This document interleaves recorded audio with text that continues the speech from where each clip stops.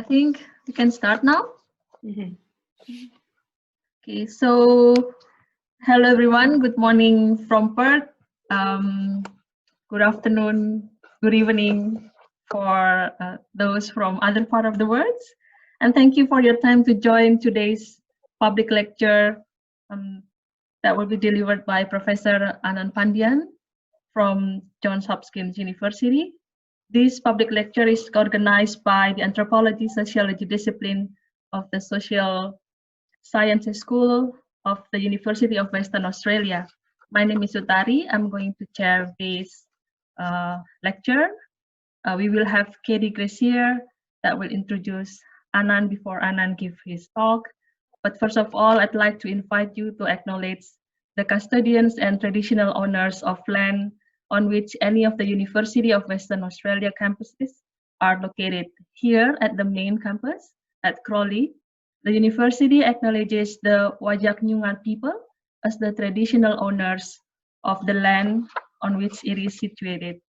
The Wajak Nyungan remain the spiritual and cultural custodians of their land and continue to practice their value, languages, beliefs, and knowledge. So some housekeeping, but we also put our notes on the Zoom group chat. You can see over there. You may or may not turn off your video during the lecture, but please unmute yourself. You can please mute yourself during the lecture. You can unmute it later while we're having question and answer.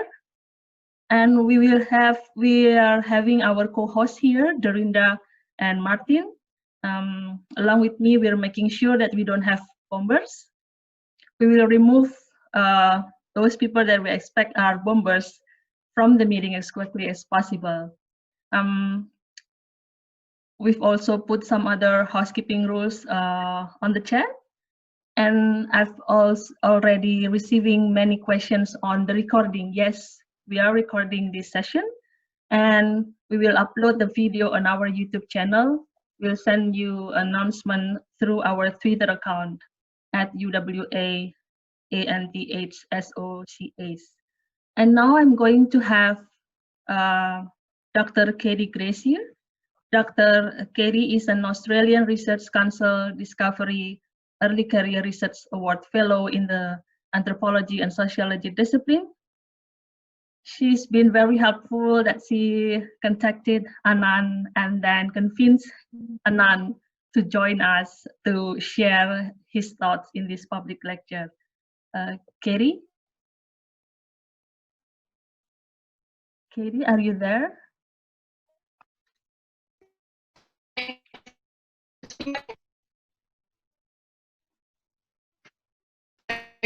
Can you hear okay? Breaking up?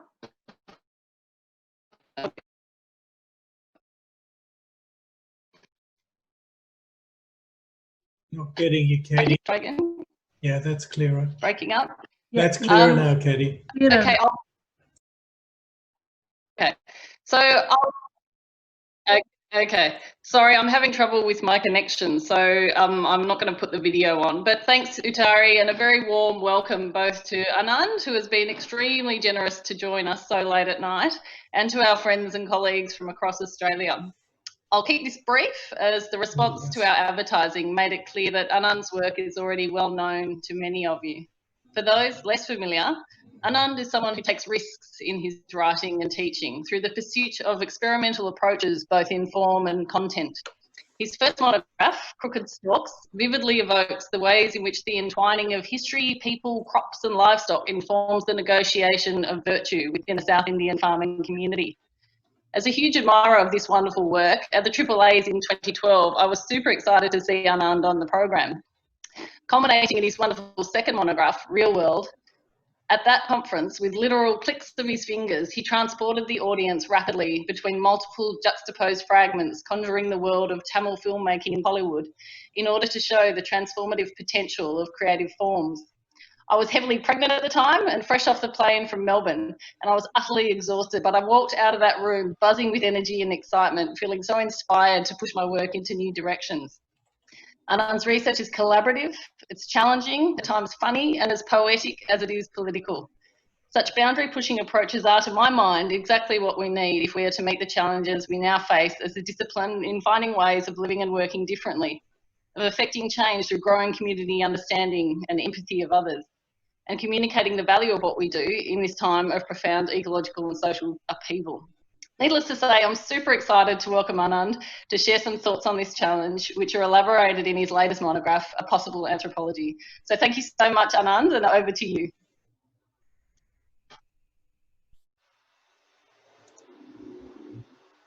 Wonderful. Thank you so much, Katie, for that really kind introduction. Thanks to all of you for joining this conversation this evening. If you're here in the United States, this morning, as most of you may be still on the west coast of Australia. Some of you, I think, are further east. It really is kind of extraordinary, the multiple time zone encounters that this particular moment, this pandemic moment has put us in, which has, on the one hand, of course, been a time of such terrible difficulty for so many people, continuing difficulty as we work our way through this particular circumstance and its various manifestations in different countries around the world. But it's also opened up these interesting possibilities for dialogue and for conversation. And I really want to thank Katie for reaching out and making this event possible, for Utari for organizing and for kicking the conversation off, for all of you for being part of this exchange over the next little while. What I'm going to do is to speak from a recent book that was published in October of 2019 called A Possible Anthropology: Methods for Uneasy Times. Of course, one might make the case that the times that we're in now are actually more than uneasy. If they're uneasy, they're radically uneasy, given the scale of what it is that we confront at present around the globe. These waves of crisis piling on one on top of another. Most recently, of course, the confrontations with racist violence and the surge of anti-racist activism in so many countries around the world. Australia, of course, the United States, Europe, Africa, South Asia, and the sort of long overdue reckoning with regard to the continued racist legacies of colonialism, imperialism, of slavery, and how it is that they continue to shape the lives of so many people around the world. All of that coming in the midst of this pandemic, which has affected literally billions of people around the world, which has not only in itself been a challenge, but also has brought into focus the equally, if not more daunting challenge of climate change, just hovered over the horizon over these last few months of radical action as a phenomenon that raises another set of questions as to the conditions under which one might actually see radical action taken to confront its gravity. And of course, the ongoing crisis of migrants and of refugees that we've been thinking so much about in many countries over the last few years. The epidemic, you could even say, of border closings around the world, including here in the United States. And all those people that remain stranded still, even more so now with the pandemic lockdown.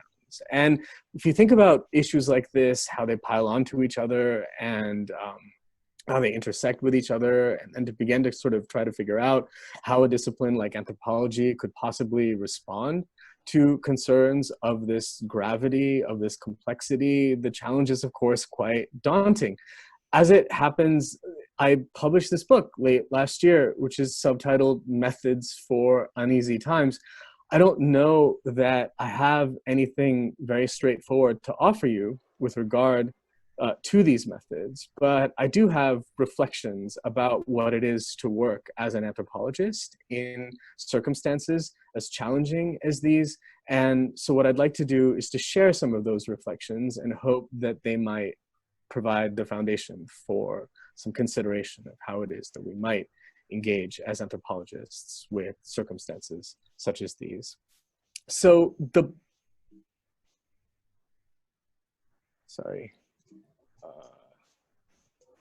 Okay, can you see the next slide? Has the screen advanced? I'm having some, yeah, okay, Yes. perfect. All right, Yeah. okay. And if you have any issues with sound or hearing me, just give me a signal somehow. Okay. Yeah?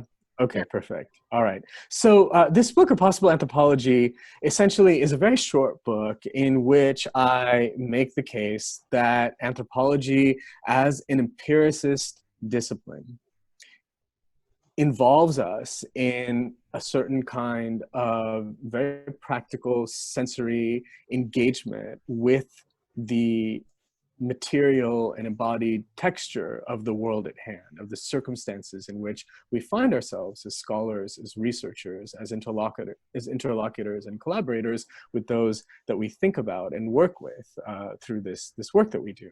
I make the argument that that work unfolds through what I describe as a method of experience. That is to say, a method that seeks to ground learning, understanding, knowledge in encounter, in what it is that we encounter as scholars, and in our own efforts to make the sensory, experiential, embodied texture of those encounters palpable to, available to those who receive the work that we do as anthropologists, whether as readers or as students or as interlocutors.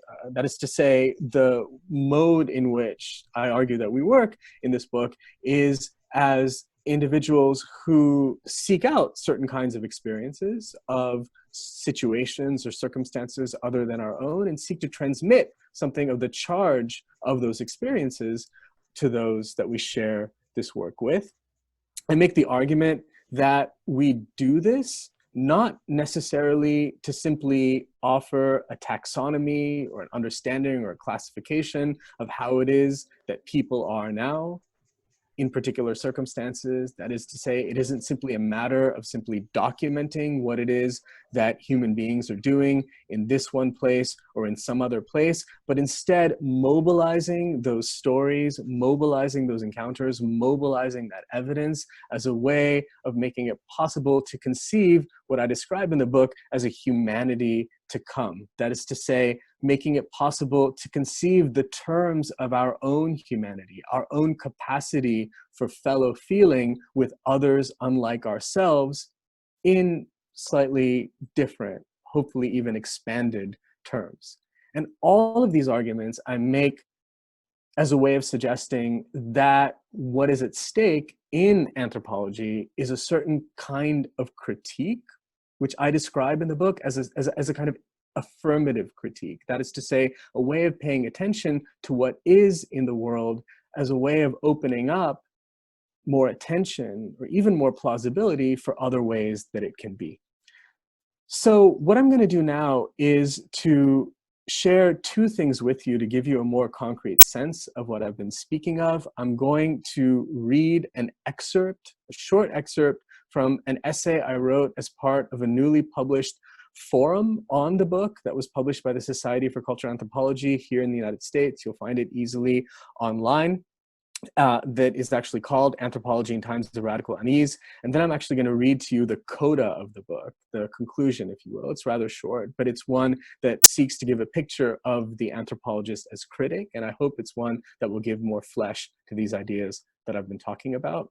The very last thing that I'll say before I do this is that though I have been practicing as an anthropologist for some years now, this book is undertaken in the spirit of an apprentice. What I seek to do in this book is to actually make sense of the field as an ethnographer myself, as an ethnographer in the company of other anthropologists at work, as an ethnographer with the kinds of naive questions, naive curiosity that apprentices can have, and with those questions and with that curiosity, trying to figure out something about our mode of practice that we wouldn't perhaps have as much access to. So that's a bit about the book. So to begin then,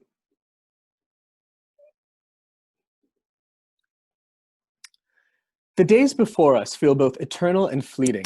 Andres Romero observes in his introduction to some generous and compelling reflections on my recent book, A Possible Anthropology.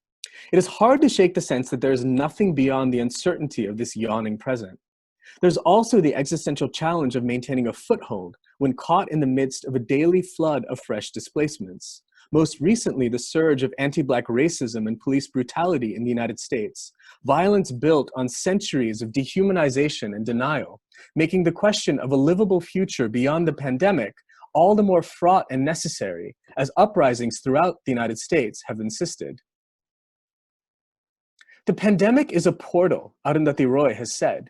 In this book, I argue that our field can help to pry such portals open. Anthropologists around the world have engaged closely with the trials of this particular moment, organizing relief efforts, writing dispatches and op-eds, bringing the lessons of the field to bear on patterns of exposure and danger. With reflection, circumstances that seemed utterly singular and unexpected turn out to have been anticipated by many warning signs and parallel problems. Even at the most basic level, there's something curiously familiar about the enforced hiatus that so many of us are living out. An uncanny ordinary, both familiar and strange. A life pitched between avid sociality and deep isolation. The sense of too much happening at once, but also insufferably little. The sharp feeling of exposure that comes from everyday uncertainty and the absence of any refuge as work, life, and family seep inextricably into each other. An impulse to stories to make sense of it somehow. What happens when life itself begins to feel like fieldwork, like a situation that eludes control, yet still demands understanding? The pandemic is forcing us to refine our understanding of what counts as an anthropological question, our understanding of what counts as the ethnographic present, and our responsibilities as a discipline to those who produce research and to those directly affected by it. Wenner Gren President Danilin Rutherford writes in a lucid discussion of the very possibility of anthropological research at this time. Our methods are designed to make understanding possible through the vicissitudes of radical experience and exposure. The coming months and years will submit these approaches to a difficult test. Indeed, one can hardly imagine a field more profoundly dislodged by the needs of this moment than anthropology. How to pursue a style of inquiry founded on intimate social encounters with strangers when distance is the most responsible way to meet them. But the problem can perhaps be recomposed if we relinquish the idea of anthropology as an endeavor solely to record and represent the cultures and lives of others, as I suggest in A Possible Anthropology. Think of the discipline instead as a more intimate and collaborative practice of cultural transformation, and the question turns to what can be done now under these conditions and in the company of whom. A world is something ain't never finished, Zora Neale Hurston wrote in Mules and Men, thinking with the imaginative resources of her African-American interlocutors and kin in Florida. Say we took this moment as a chance to imagine and to build a truly lateral anthropology, one that no longer pretended to know the world and its people from on high or from a distance. Say we committed to thinking and working side by side instead with the critics, activists, public citizens, and cultural producers who enliven the local worlds we care about. Yes, this may happen for some time through virtual portals and networks and devices and relays of various kinds. But say we began to do this work anyway, when the driving pressure of this moment begins to ebb, as it will, where might we find ourselves? What kind of anthropology will we have made possible? So with that, I'm going to shift now and actually read to you the way that this particular book ends, which is a coda that I call The Anthropologist as Critic, and ought to, I hope, to give more substance to these suggestions here. Anthropology promises the joy of unexpected communion. Anthropology also holds out the prospect of a lingering unease, a persistent sense of something unwell in the world. For with every feeling of fullness in the company of others comes that darker gift of anthropological perspective, that nagging question, the sense of completeness in this life, for whom? It was such a feeling of malaise that led Gerald Berriman to challenge the smug complacency of American professional anthropology in the late 1960s and early 1970s. blindly relying on government sponsorship to gather field data from contested arenas of global Cold War politics, many social scientists had been made into unwitting agents of American militarism. In 1968, Berriman resigned from a large-scale Himalayan border research project whose funding grew dominated by the Pentagon. He and other members of the American Anthropological Association's Committee on Ethics challenged the clandestine arrangements that put certain anthropologists in the service of American counterinsurgency campaigns in Southeast Asia. We ask, Berriman wrote in an important contribution to the 1972 volume, Reinventing Anthropology, we ask if we do not simply have a positive responsibility, not simply to the truth, but to the courageous exposition of the truth, and to acting upon the implications of that truth. Far from a distant and neutral reflection on the world, in other words, anthropological knowledge was itself a force in the world, for better or for worse, an element in its struggles. Like so many other students of anthropology, I too was drawn into the discipline with the politics of social change in mind. I applied to graduate school in the mid-1990s from a village-based rural development organization in South India, relying on the rickety old manual typewriter we used in the office to send out grant applications and project reports. I enrolled in an environmental studies program at the University of California, Berkeley, hoping for further training in the sustainable development work I'd begun to pursue as a volunteer in India. But then, as my questions took me further and further into the conundrums of human motivation and the real circumstances of its transformation, I found myself drifting toward anthropology and eventually transferred into the department. Berriman was still around, on the verge of retirement, trailed by legends of his political work during the Vietnam War era. Laura Nader gave us diagnoses in class of the difficulty that Americans had with overt conflict and argument. Nancy Shepard Hughes had recently published her impassioned manifesto for a barefoot and militant anthropology among the poor. Paul Rabinow, whose office in Krober was just down the hall from theirs, had responded with a vision for collaborative work among equals that, as he put it, usually requires wearing shoes. The department was highly charged and famously fraught. Every professor seemed an avatar of some strain of politics, a larger-than-life embodiment of some particular way of conceiving and engaging the strife of the times. I wound up studying under the supervision of Donald Moore, whose commitment to Marxist cultural politics and post-colonial criticism offered a lucid means of grasping the rival ideas of nature and environment I'd encountered on the ground in rural India.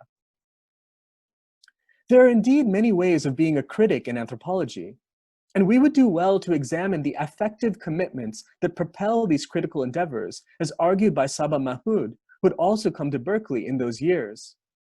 There is the idea of the academy as a singular space for free and impartial inquiry, a vision this field shares with others. Among anthropologists in particular, there are also the relationships nurtured through close work with people elsewhere, ties that trail us in and out of campus halls. The strikingly political tone in much of anthropology has something to do with this, with a sense of responsibility for those other relationships and circumstances elsewhere, the various commitments those ties entail. Any tradition of critique, as Mahmood noted, has its own practices of engagement, sociality, and self-cultivation, and its critical capacities owe a great deal to these cultural, ethical, and sensible means. One cannot become an anthropologist without a sense of the critical and transformative force of such implicatedness in the lives of others. For coming of age in the field depends on an exposure to those powers in the texture of one's own being and beyond. All the same, it is difficult to remain sanguine now about the forms of experience and exposure that propel anthropological work, most especially with the presumed foundation for such flights into difference, the academic institution. Our life of the mind has a material basis, Hugh Gusterson has recently observed with regard to the United States, grounded in and paid for by institutions that handle substantial sums of money and play a vital role in mediating the class structure of late capitalism. Over the years, he adds, almost without our noticing, the institutions in which those conversations have taken place have become more and more exploitative of those at the bottom of its socioeconomic hierarchies. As public funding for higher education erodes further and further, as students reel under the weight of spiraling debt, as learning is recast as a matter of quantifiable profit and return, and as schools fall back on a precarious labor pool of adjunct instructors for ever more of their basic needs in student teaching and guidance, what remains of that vaunted idea of scholarly critique? And here, by the way, I can't help but think about what the news that we've heard recently about higher education in Australia and the cutting of funding to the humanities in particular, which is something that's greatly concerning, I think, in this context as well. These questions were the focus of a widely circulated online forum on academic precarity in American anthropology, sponsored by the Society for Cultural Anthropology in the winter of 2018. The authors of the opening essay, one a graduate student at Johns Hopkins University and the other a senior professor at Duke University, note that we are driven by passion and engagement with the world, perhaps even a calling in moral terms. At the same time, they observe, the acute pressures of the academic labor market had entrenched anxiety and instability as affects that now define the experience of graduate school. The tension between these affective registers amounted to a double bind in training for careers in anthropology, as if the discipline was asking its apprentice practitioners to commit themselves deeply and truly to a fundamentally impossible way of life. How can we be both pragmatic in training students for sustainable jobs and lives, Platzer and Allison ask, and also visionary in retaining the transformative potential of anthropology as a field? It isn't easy knowing how to face up to this challenge. As all the many contributors to this forum stressed in various ways, these circumstances will demand more openness in how we understand what anthropology and anthropologists can do in the world, giving up, for example, the defensive and demeaning distinction between a properly academic vocation and applied work in other domains of practice. Tariq Rahman, a graduate student at the University of California, Irvine, wrote this in response to this opening provocation. Rather than clinging to a life of the mind that has never been as pure as we make it out to be, our time might be better served by conceptualizing the practice of anthropology otherwise and elsewhere. Let me admit that I too find myself at a loss when it comes to the scope of these questions, which verge on questioning the very future of the discipline. One thing that I've learned as an anthropologist, though, is that there are many ways of feeling one's way through situations of acute uncertainty, of sifting through the weight of circumstance for elusive yet palpable insight. What remains possible in the idea of the anthropologist as critic? As I've done throughout this book, I want to take up this problem as an ethnographer to examine what there is concretely with an eye to what yet may be. To grasp what is possible with anthropology now, we have to begin with some sense of its contemporary presence, something that it is already doing in the world. Here then is one more story. And I want to just say that for the next few minutes, I'm going to be sharing some visual images that may be a bit disturbing. They're part of a film that I'll be talking about. This is just a warning that this will be happening. No sound, just images. It begins with a man trudging slowly down a gravel road. It begins with a man trudging slowly down a gravel road, cradling the wounded body of his sister in his arms.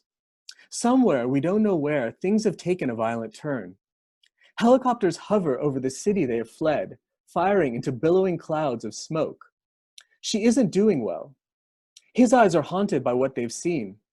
A voice gently shadows them through abandoned streets, through pine trees and cornfields, through the tattered frame of the tent in which he lays her down at last, giving all of this the semblance of a dark inner vision. Goldfish-shaped balloons tense at coming fire. The sensor reels and leaves stutter out the window of the cell where the translator peels oranges for the fallen leader. The city dims. God of infinite sets, God of the craters, not visible to the naked eye. Nothing prepared me for this. A man crosses the city, traveling with his sister to somewhere safe. At last the roar paling behind them.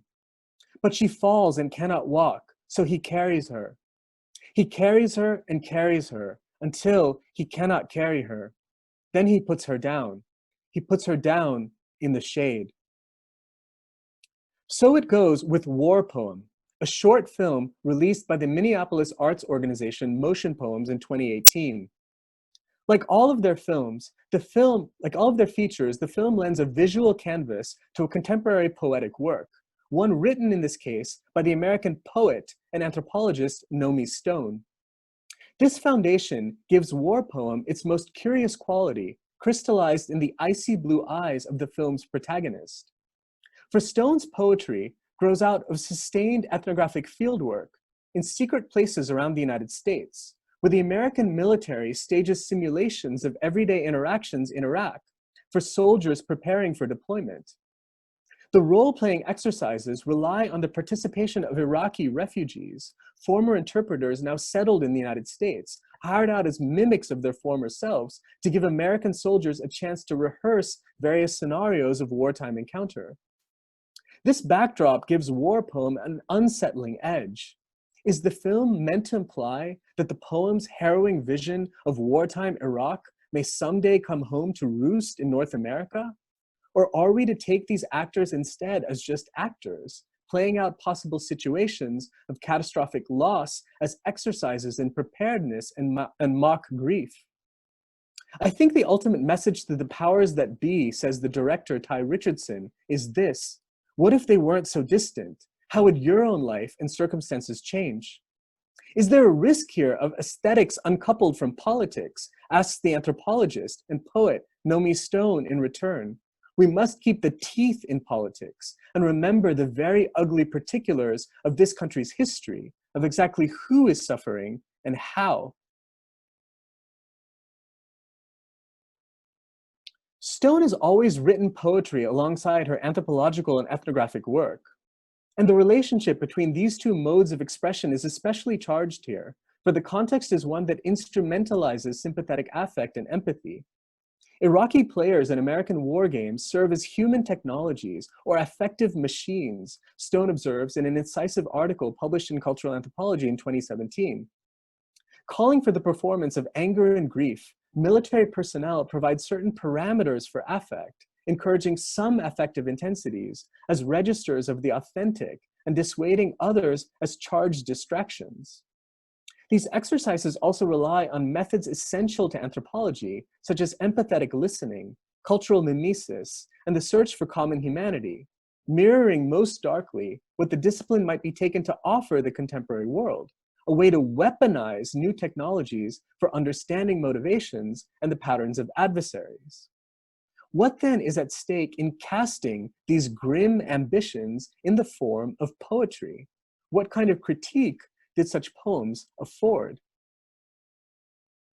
I had the chance to ask Stone these questions in person one afternoon in the fall of 2017. At the time, she was a postdoctoral fellow in anthropology at Princeton University. On the train up from Baltimore, I read slowly through her powerful book of verse based on her fieldwork, Kill Class.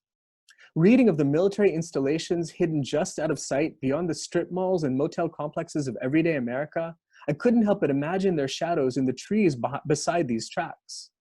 When the wood circles you, back here instead, let the lost and the impossible ripen. In you, ripen and go, Stone writes in a terse poem that comes late in Kill Class. These lines seem to convey, more acutely than any other, the experience of reading this work, the sense of being encircled and lost within someone else's fable, the promise of something happening, but also the uncertainty of what exactly that could be. We sat for a long chat in her office at Princeton, a stately oak in the window just letting go of its leaves. Poetry creates a demanding set of conditions for the reader, Nomi admitted, which can also induce an affective and ethical malaise. This visceral sense of unease, though, she argued, also enabled a different mode of critique, one that unfolded equally well on an affective and embodied register as on a cerebral register. For when it came to circumstances like these simulations, everything turned on the relationship between language and life. Here was a devastating situation that ossified words and persons alike, reducing them to objects of manipulation. And all of this was enabled by the darkest apotheosis of anthropology, where cultural understanding became a tool to identify and neutralize enemies. In the face of such machinations, Nomi suggested, poetry could serve as a way of cracking open rigid pictures of self and other, revealing bewilderment at the heart of certainty, vulnerability where one would expect only hardness, small moments of wonder in the face of horror. How do you re-embody the word and turn it into a living thing again, she asked. We talked about Adorno, who had declared in 1949 that to write poetry after Auschwitz is barbaric. This notorious statement is often taken to amount to a blanket condemnation of aesthetic endeavors in the face of annihilating violence. But Adorno's own position on the matter was more complex. Literature must resist this verdict, he elaborated in 1962. Be sure that its mere existence after Auschwitz is not a surrender to cynicism. Overtly political and didactic work slid easily into a cultural consecration of pain and atrocity by drawing such horrors back into circuits of exchange and approbation. Art that did not consciously ally itself with an explicit political outcome, however, the stories of Kafka, say, or the plays of Beckett, still held a different kind of political potential in the uneasy condition precipitated by their form and structure, the unshakable sense they gave readers that it should be otherwise. For Adorno, therefore, everything turned on the possible consequences of experimentation with form. It is not the office of art to spotlight alternatives, he wrote, but to resist by its form alone the course of the world. A radical structure of expression could at least gesture toward a possibility that it could not bring about on its own, what he described as the creation of a just life. I think of the life and death struggle at the climax of the title poem in Kill Class. Somewhere in the pinelands of North Carolina, she's enlisted to play the role of a guerrilla gypsy. She's the only woman among 50 men, and the violence that underlies this fictive scenario quickly becomes too real. She's asked to cry, told of a slain child. Here now, in the Carolina woods, there's a rabbit that she is told to club and kill. The logic of the simulation is implacable, difficult to evade, and the poem builds to a harrowing scene of the slender young anthropologist encircled by men and by pines, as though caught up in some dark rite of initiation, the animal screaming, its legs in her arms. Earlier, in the same poem, she says this: "Sense is an edge. See if you dare. Look over into the white falling. We are in a role play, but if you feel it in there, you feel it. What is it you think I'm lying about, Commander?" Who is this commander? Who is this I that is speaking? Who is this you to whom these words are addressed? That precipitous rim of sense is right there on the page, dropping the reader from person to person, feeling to feeling, inviting a look, then catching us up in a whirl of vertiginous possibility. How do we use form against this, or with it, and through it, and thereby against it? Nomi asked me, speaking of this military hall of mirrors, and her poetry as a mode of response, a way of showing that the reality at stake here was something more than a matter of truth or lie. Could the language broach some kind of real contact that would otherwise be impossible? I'm staging the set of conditions, he said, for an otherwise that I would wish to create. We tend to think of critique as a matter of seeing through things, revealing a hidden and otherwise inaccessible reality, one known only to the critic and made knowable only through the act of critical explanation. To speak of poetry or anthropology as a way to make possible some other way of being and feeling, however, is to invoke a different idea of critique, one that involves the nurturing of openings and possibilities already present in the world and its experience, no matter how dark and desperate those moments may seem. If you feel it in there, as she wrote, you feel it. A quiet sense of possibility runs through these difficult scenes of kill class. It also runs, I would argue, throughout the anthropology present in this book. In all of these essays, the idea is often surfaced of anthropology as a way of tuning into the critical potential of the world at hand, through a certain engagement with experience and its transformative promise. It may rightly be a dark anthropology, attentive to the harsh and brutal dimensions of human experience that predominates in the scholarship of uneasy times, as Sherry Ortner has put it recently. But we also have enduring resources with which to identify openings for creative engagement with such circumstances of political violence, economic exploitation, and stark inequality. That affirmative spirit of critique is what animates this book. It is there in Bronislaw Malinowski's declaration on the final page of Argonauts of the Western Pacific that in grasping the essential outlook of others, we cannot but help widening our own. And in Zora Neale Hurston's conviction that even in just a portrait of the average, struggling, non-morbid Negro, one can do away with that feeling of difference which inspires fear. It is there in the assertion of Claude Lévi-Strauss that through the study of a mythic corpus, the myths criticize and select themselves, opening up the path of analysis, and in the commitment of Natasha Myers to a kind of fieldwork unfolding alongside the sentient practices of inquiry pursued by her arboreal interlocutors. It is there in Jane Geyer's reliance on open-ended curiosity. Wherever something is provocative, we pause and pay attention to it, as the pedagogic foundation of an anthropological classroom. And in Michael Jackson's sense, that writing allows us to go beyond ourselves, to become other than what we are or ever have been. It is there in James Leach's lessons in folded paper notebooks at a global conservation conference, everyday means of recording and passing down indigenous knowledge without collapsing it into our categories. And in Ursula K. Le Guin's pursuit of ethnography in the form of speculative science fiction, a way of presenting our era's novel technologies as weird aberrations rather than the only possible reality. These are the anthropologists that I'm thinking with in this particular book.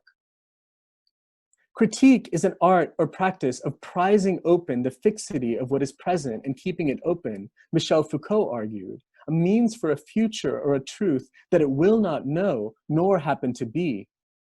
In this idea of unknown truths and futures, there's something curious that needs to be unraveled further.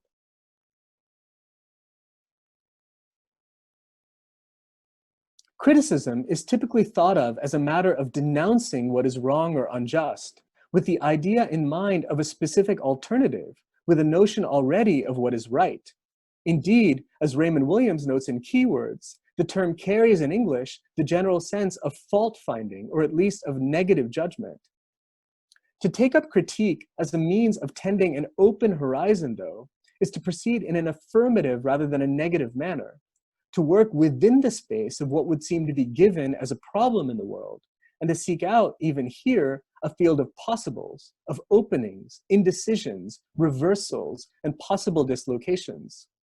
Here's a picture of analysis unfolding in collaboration with potentials already in the world, rather than by stepping aside and pointing out what is absent yet ought to be present.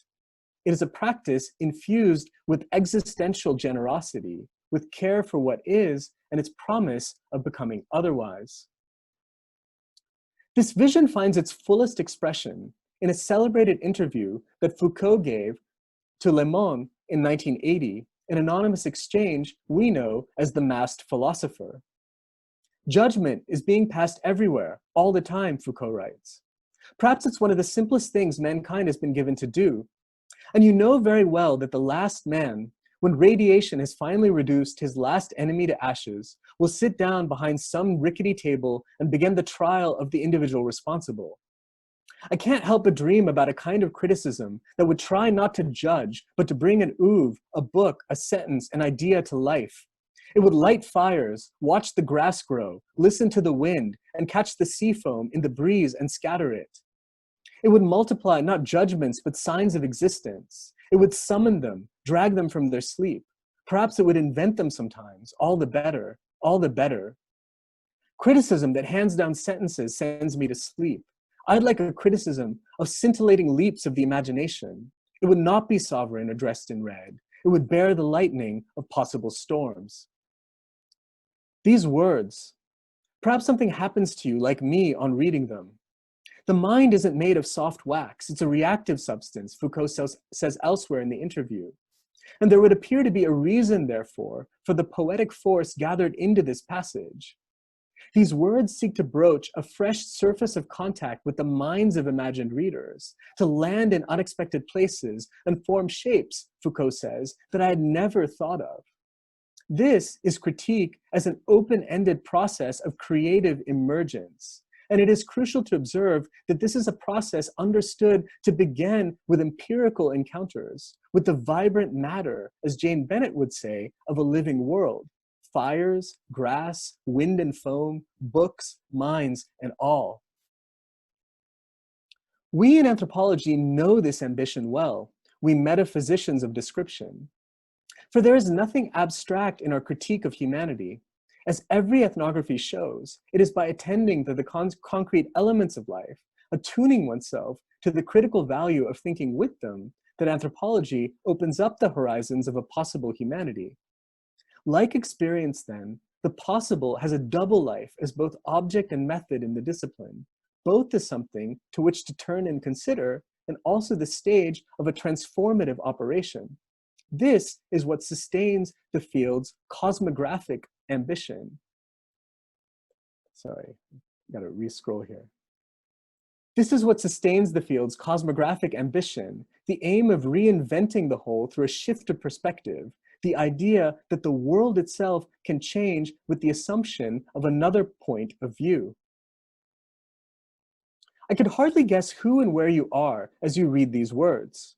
But on my desk now, as I bring this manuscript to a close, is the November 2017 issue of Cultural Anthropology, published a few days after Nomi and I met in Princeton. On the cover is an image of two young men hanging out with a dog and a bottle of soda in Mexico City, seen through a spiral of barbed wire fencing. Imagine the journal issue as a kind of time capsule, a momentary portrait of a field. And leafing through the pages within, here is what you would see. An anthropologist shows how public education in Los Angeles has come strangely to mirror incarceration. Dropping out for Black youth is less like failure than escape. A collective of Black, brown, and queer women anthropologists recast fieldwork as violently gendered and embodied trial, seeking after more fugitive prospects of liberatory change. The future in Ghana appears shot through with ruins of the past, tangled unexpectedly with the momentum of long-gone promises and desires. Entanglement itself loses its sheen as critical panacea, taking on the stink of a working-class colonia in Mexico City, where boundaries have an undeniable value. A special section on chemical life in this same issue of the journal aims to unravel the world as it is, but also alter worlds as they might be. One of these authors invokes the toxic legacies of colonialism, warfare, and industrial pollution that permeate every breath of Toronto's air, daring us to conceive this condition as something other than damage and doom. Another finds the dark outlines of a possible future in a childhood fable, one that is told with fire and flight. Who will be us, she writes, is not yet clear, and throughout the issue, this open horizon is what seems to give life to critique. This book has also presented something like a fable, this possible anthropology, one way of imagining what the field has been with an eye to what it might offer now and ahead. If there's anything at all that has motivated this effort, it is the problem that propels so much work in the discipline these days, the question of pragmatic value. For we do need ways of seeing the world anew, and stories like ours can be tailored for times of darkness, for moments of profound and unsettling disquiet, in the face of intractable forms of injustice and neglect, as resources for assurance and imagination when the light begins to fade each evening as it will. We speak into this darkness, not with the promise of a dawn to come. Who wants to spend all night waiting for that anyway? But instead with the knowledge that the world will feel different when it does. Thank you.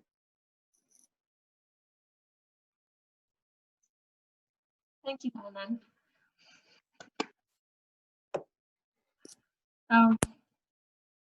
Thank you for your very engaging presentations. While waiting for questions, I haven't seen anyone raising that. Oh, now I have one. I cannot but think now that there are so many mediums that we can actually use to channel or to distribute whatever term we call to share our research, our anthropology research, and that's really, really interesting the way you make us to think about how anthropology can be not only about sharing people's life to others, but also to give meaning to what we see from other people's stories.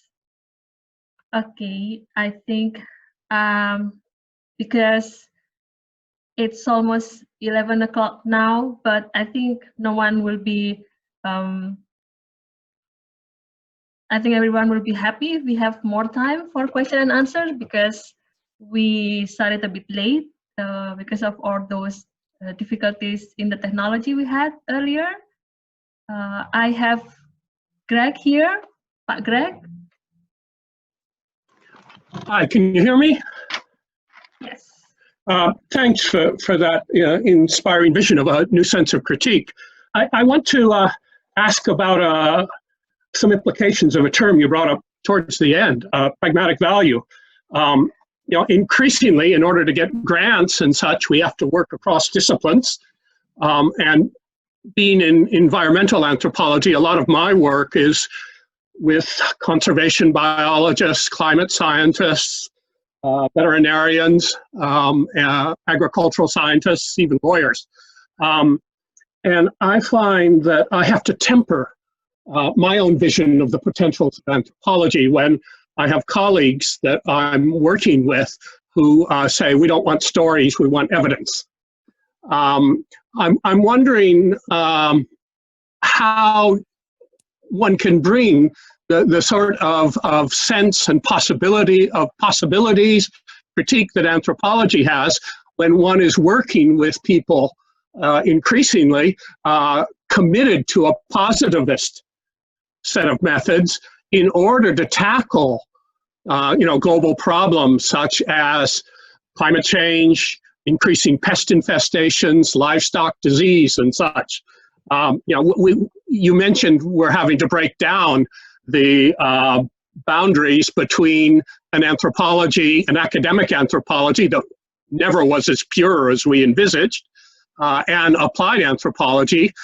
But in doing so, in being applied, in being collaborative across disciplines, especially in my experience with the natural sciences, I find that, I have to rein in my sense of the imaginative possibilities of anthropology. So I'd like you to respond to that. Thank you. Thank you so much for this question, an essential one. One of the arguments that I make in the book is that the mode of empiricism that we practice in anthropology is deeply indebted to currents of radical empiricist philosophy that date back to the late 19th and early 20th centuries. Malinowski, for example, was reading William James, the pragmatist philosopher, when he was in Australia, in fact, and lecturing on James during breaks from his fieldwork in the Trobriand Islands. And so part of the effort in this book is to argue that reality for anthropologists has never been a sort of straightforward documentation of the here and now. There's always this question of possibility of alternative ways of seeing and being in the world that have animated the forms of inquiry and writing and expression we've engaged in as anthropologists for a very long time. And that this is seen, I try to show in the book as well, not only in the mode of practice we engage in, we do fieldwork and so on, but also in the longstanding traffic between expression in a scholarly field like ours and the work of writers of fiction, like Zora Neale Hurston and Ursula Le Guin, who I mentioned in this particular talk, and who are both central figures in this manuscript as well. Now, that may not directly address the question that you just posed, but I say these things as a way of trying to suggest that there are various ways of getting at the stubbornness and the givenness of what we encounter as problems in the world at hand, in the circumstances that we face. And that in any situation where one is wrestling with difficult and intractable problems, there is always both room for, and in fact, necessity for seeing those terms otherwise, for seeing those circumstances otherwise, for reframing those things. And I actually think that anthropology as a discipline is quite good at reframing the givenness of things. And I think that that is how I would begin to approach the challenge that you're speaking of. Myself and some colleagues here at Hopkins have actually entered into a new set of collaborations with engineers and natural scientists here at the university in the rubric of ecological design. And I hear you on these challenges, but I think the common ground that we're trying to find has to do with the pictures that we have in the world, with the pictures that we have of how one must be in the world that ensue from those pictures of the world itself, and what other possible openings might arise if we shift those terms a bit. We have next question from Martin. Hi, Anand. First, let me just acknowledge those who've helped organize this. Thanks so much for the work that has been put into that. And thank you to you as well for being up so late and for contributing to our thought world down under. Criticism, critique. As you were describing it before as an openness, scintillating loops, creative emergence, I wondered about our commitment to critique. It's its own form of mythos. Perhaps we could argue that it's a cliche of the discipline. I mean, not just anthropology, of course, it's right throughout the arts and so on. It's something that we are deeply committed to. But then, as you were describing it, I was wondering, are you really, in fact, inviting a shedding of that commitment? You know, to some extent, I thought, well, why are we not talking here about, say, dynamic interaction, or you know, just getting at more to the phenomenological framing of this, rather than and letting go of that particular type of commitment, or at least, of course, of rethinking it, and I'm not saying that we're not thinking about it, but I do think it's a very easy, almost lazy term that gets used many times in our discipline. So again, I mean, there are thoughts that are, I guess, inviting comment and your own thoughts around that. So I would say a couple of things. The first thing I would say is that perhaps we ought not to be troubled by the evidence that something may correspond to a mythos of ours. That is to say, the trouble with mythos has a lot to do with the way that scientific discourse elevates itself over vernacular understandings. And one thing that I'm actually interested in quite specifically with this book is in thinking more laterally between these different ways of understanding and bodying forth the world. So in that chapter on, in that first chapter on empiricism, I think very deliberately between Malinowski as a field worker and Zora Neale Hurston as a novelist to make the claim that magic, myth, and metaphor have an irreducible place in anthropological empiricism. Having said that, what that implies with regard to what it is that we imagine our work to be doing or could be doing is yet another question. And as an anthropologist who is quite inclined to more literary writing, you may have seen a book that Stuart McLean and I co-edited a couple years ago called Crumpled Paper Boat, which is a collection of essays on experimental writing in anthropology. In that book, we make the case that we can conceive of our writing in the writing of ethnography less as a kind of distantiated representation of the truth of the world and more as a series of interventions, even in the writing. That the writing itself could perhaps be envisioned as part of the flesh and the texture and the substance and the material of the world. And if we're to begin to think that way, and to think of the encounter even with the writing and with other forms in which anthropological insights emerge as itself transformative, then what would then arise as another set of possibilities with regard to questions of politics and ethics? That is to say, I can't conceive of a position from which one could say that this is an anthropology that is not involved. The question I would say,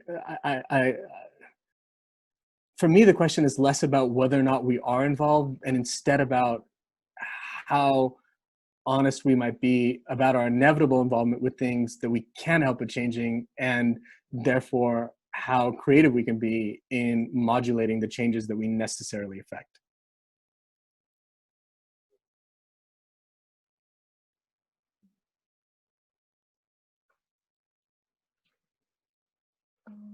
Okay, we have Ute here. Yeah. Wait, please unmute yourself. Yeah. Can you hear me? Sorry. Yes. Thank you, Anand, and greetings from the Blue Mountains in Australia's New South Wales. I was earlier just reading Svetlana Alexievich's novel, Chernobyl Prayers. Do you know of this one? Just in response to Greg, you know, sometimes these are our only witness accounts of the creative sort. There's nobody else closer to the ground to tell us anything. And I thought it's a challenge. Not everybody has this poetic vein, even though we might epistemologically be committed to an existentialist anthropology, to a phenomenology of sorts.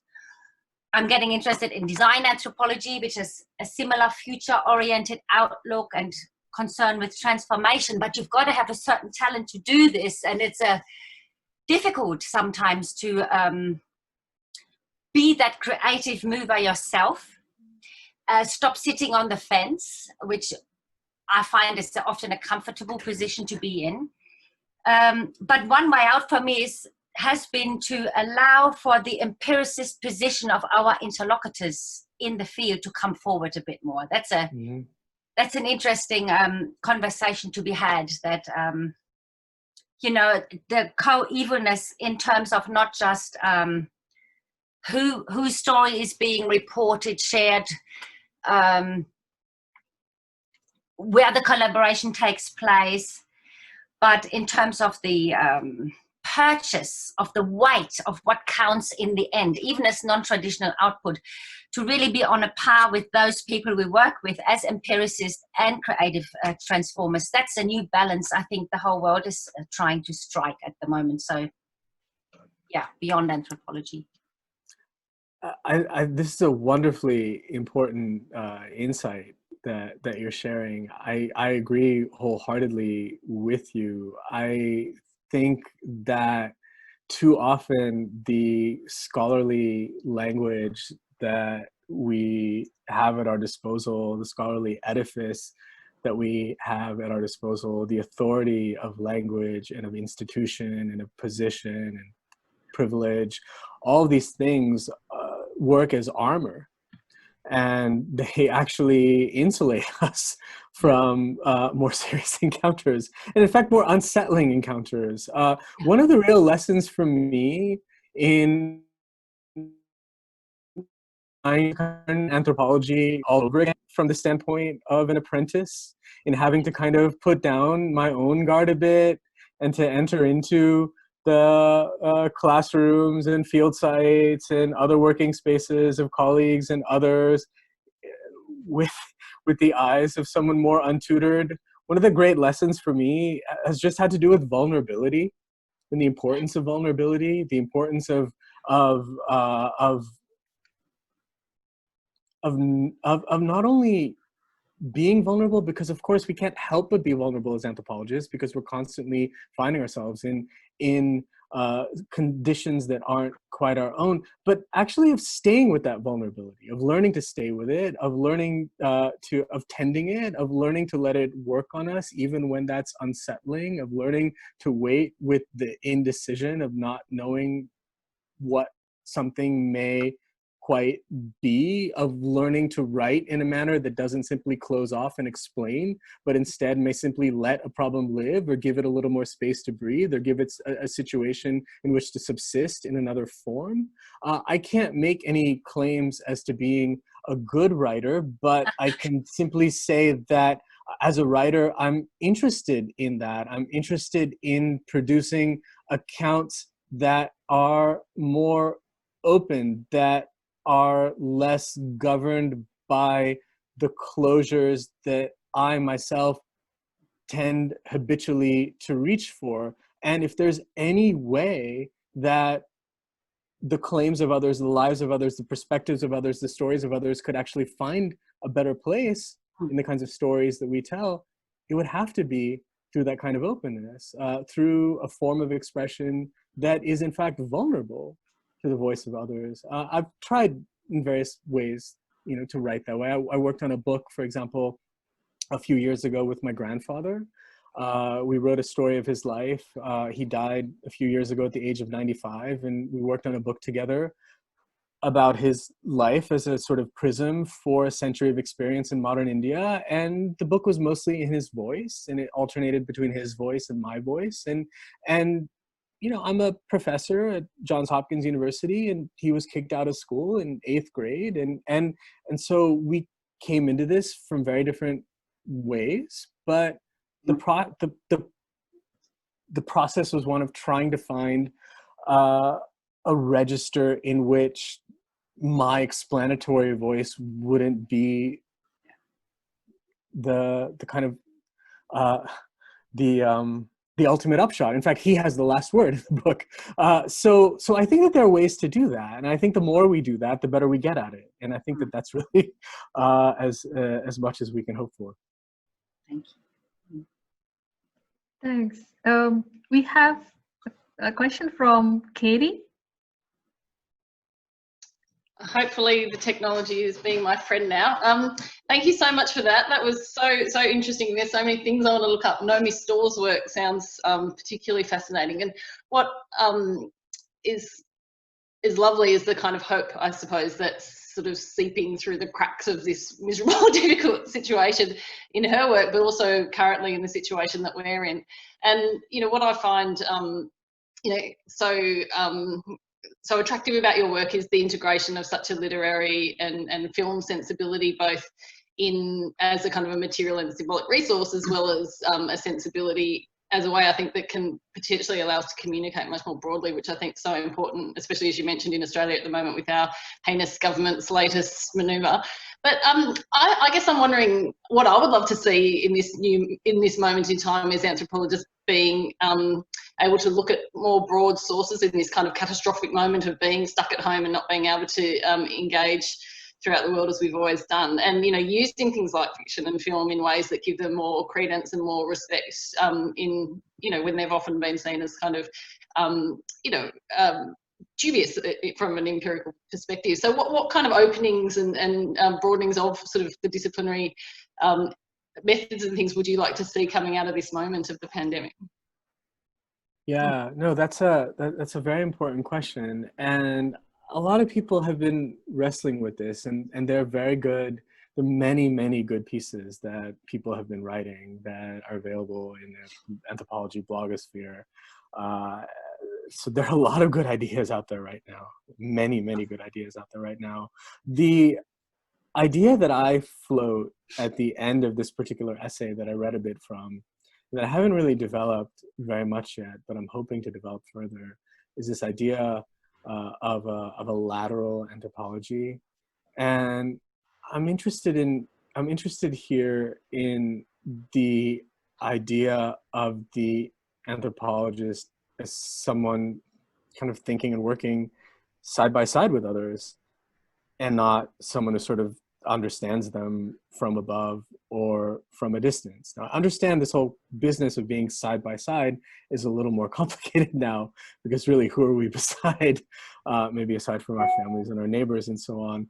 And yet it isn't simply about physical proximity. It has more to do with how we imagine that the coordinates of those geographies that position us in relation to others. And for me, the value of thinking and working with other cultural media, be they films, be they poems, be they folk tales, be they proverbs, which were quite important, for example, with my first book, which based on fieldwork with people in rural India. I think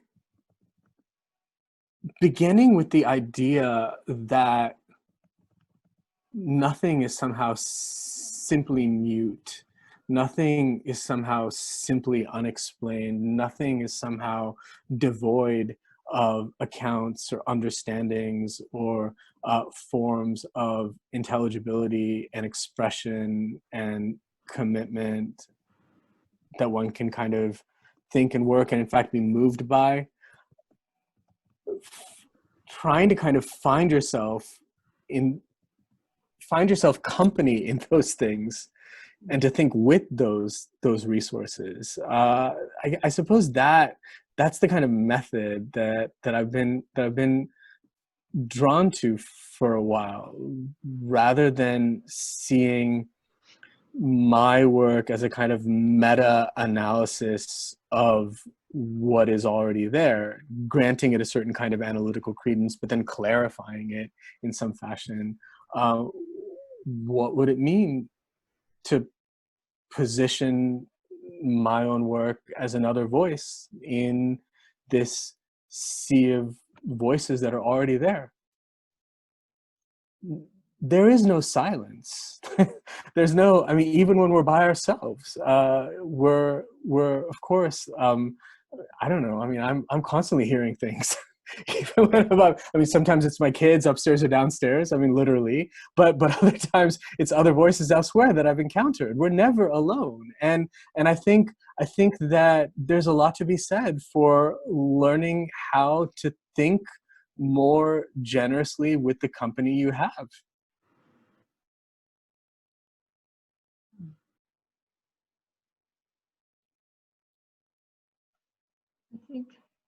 I think I really like that last statement, learning more generously with the company that you have. I mean, it really like sum up all about how anthropology works and how anthropology is working in a way. I'd love to stay longer to listen more, but I think we really have to wrap up. And it's really good that Dorinda reminds me that we start with Katie introducing Anand and ends with Katie giving such a reflecting questions. And it's really, really good once again to have you, Anand, with us and sharing your book. I put the link to Anand's profile. You can find the books and then essays he's been written. It's amazing the work. I've enjoyed most the video, to be honest, especially the one when you use the clothespin. That's really, really interesting. So I think We will upload the recording as soon as possible to our YouTube channel, Anthropology Sociology Seminar Series.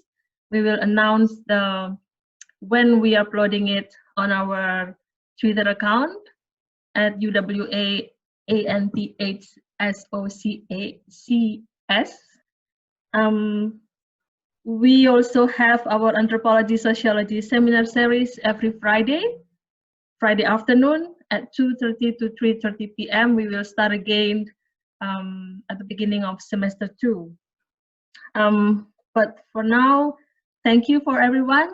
Let's just give another applause for Anand. Thank you so much. And you can stay longer if you like to have a chat. I will keep the space open. But otherwise, if you have any other appointment, you're free to leave the space. Thank you on behalf of the organizers. Thank you. Thank you so much, everyone. Thank you. Thank you all for coming, and we'll and thank you, Anand. That was really, really wonderful. We'll see you all another time. Lovely. Thank you so much once again for the invitation, Katie. I really enjoyed the conversation. Wonderful. Thank you. All right. Thank you.